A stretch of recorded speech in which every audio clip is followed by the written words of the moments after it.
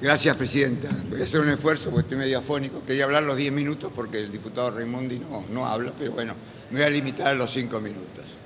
En realidad, este debate que estamos dando inevitablemente nos trae un déjà vu, que fue cuando discutimos la Ley de Movilidad Jubilatoria, allá por septiembre del año 2008. Y fue realmente a nosotros, al oficialismo, que normalmente nos acusan de ser la escribanía de la Casa de Gobierno, quería hacerle un homenaje a los escribanos, porque sería injusto dar esta especie de descalificativo mencionándonos como la escribanía. El escribano, y acá tenemos algunos, tiene tareas muy importantes para la seguridad jurídica, como dar fe de ciertos actos. Ahora, si dice que somos la escribanía de la Casa de Gobierno, porque damos fe de las convicciones y de la militancia, bienvenido el elogio. Si lo dice para descalificar a los escribanos, me parece que no es lo más adecuado. Lo que quiero señalar es la discusión que tuvimos en aquel momento, que realmente fue intensa, porque se incorporó una fórmula matemática, y para aquellos que apenas sorteamos algunos exámenes en la facultad y en el colegio secundario sobre aritmética y matemática, nos resultaba un poco difícil de entender. Es más, cuando se discutía en comisión, recuerdo dos diputados, uno un experto economista y otra una experta en previsión social, cuestionaban mucho la fórmula. Incluso sostenían que la fórmula iba a dar en el primer año de ajuste el 3,8%. Por supuesto, frente a eso, yo que no conozco, no domino esas ciencias, soy un mero laboralista, me produjo alguna inquietud, alguna duda. Entonces nos pusimos a estudiar con los asesores a ver realmente qué podía suceder con el resultado de la fórmula.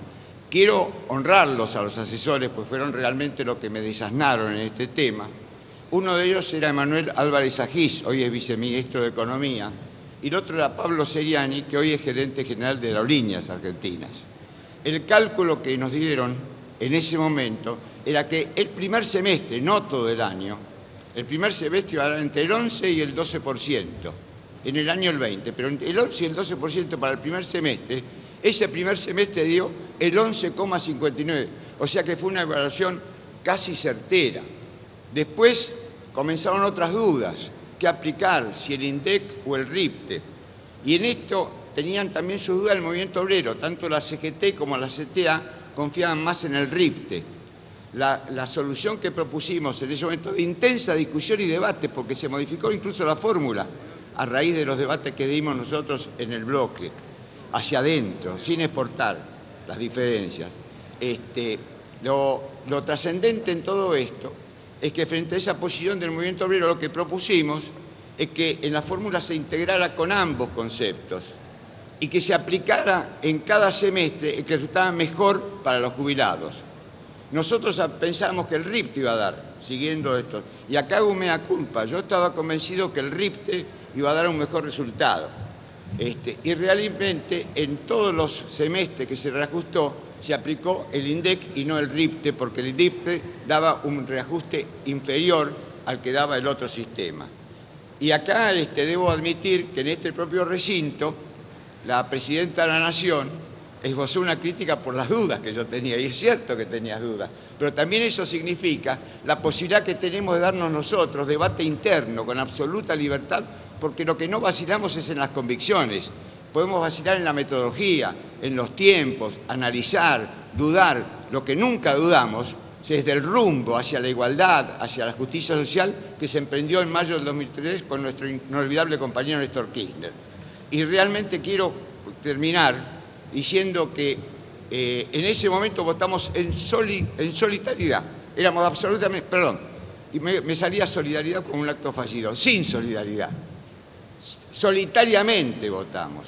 Y lo digo con dolor también, porque muchos diputados y diputadas de la oposición que votaron en contra son compañeros que yo estaba convencido de que iban a votar a favor. No voy a hacer los nombres, porque son muchos, y no quiero que me planteen cuestiones de privilegio, nada más que por eso. Pero de todas maneras termino diciendo que bienvenidos. La compañera Evita decía bienvenidos los rezagados. Me alegro que hoy, para votar la misma fórmula que cuestionaron en aquel entonces, la van a votar ahora porque no he visto ningún cuestionamiento a la fórmula que en aquel momento decían. También me hubiera gustado que dijeran tenían razón. Y le hago un homenaje también a la Presidenta de la Nación, que más firme que nosotros en sus convicciones, apostó a seguir con la fórmula que había elegido el proyecto del Poder Ejecutivo y que dio un excelente resultado para los jubilados y va a dar ahora un excelente resultado para todos los trabajadores beneficiarios de la asignación universal por hijo, por embarazo. Y no quiero comentar lo que algunos dijeron sobre los embarazos, ni quiero comentar sobre las canaletas que podían producir el pago de la asignación universal por hijo. Gracias, Presidenta.